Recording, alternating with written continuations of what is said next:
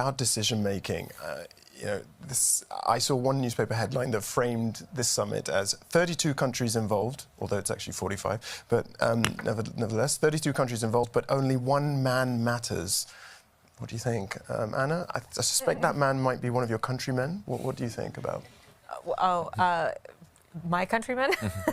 I mean, it's true. As I mentioned before, I mean, I think that what these NATO summits have turned into is sort of a how do we keep the United States, how do we keep one man, Donald Trump, what I like to say, engaged rather than enraged. But at this point, we have watched this movie 5 times. We know how Trump feels about NATO. We know what he said about the Europeans, but we also know what other members of the administration have said about NATO. And so my hope is that NATO tells its story and Europeans tell their story, because it's a good story to tell. There were 8 members of the alliance that were spending the target of 2% of GDP on defense when Biden entered office. By the time he left office, that number had jumped to 23. That is a great story for NATO to tell to Donald Trump entered office. By the time he left office, that number had jumped to 23. That is a great story for NATO to tell to Donald Trump. And I think that there is a worry amongst some in Europe that if Europe does more, the United States will do less.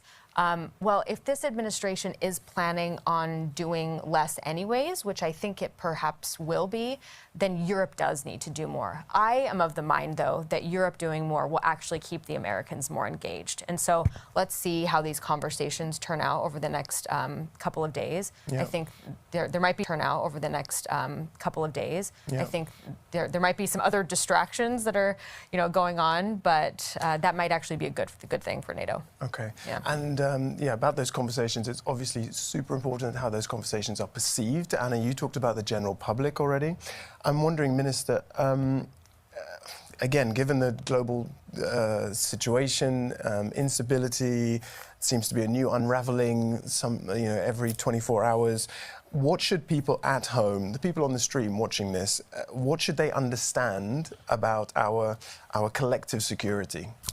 Well, I think people are starting to understand.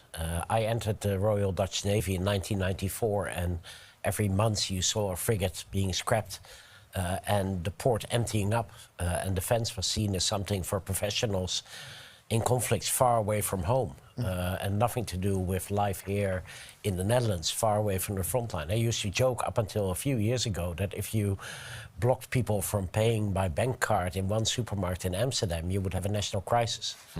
I mentioned Amsterdam for a specific reason, coming from Rotterdam. But this was the kind of resilience that we were in. We didn't believe in war anymore, and that's why we stopped investing in it. I think people really understand now, having seen the full-scale invasion in Ukraine, having seen how Russia acts, having seen all the attacks and sabotage that we're already seeing, that defense matters, that security is something that without security, all the rest doesn't matter anymore. But you need security as a base. Do you think they really feel the need to bring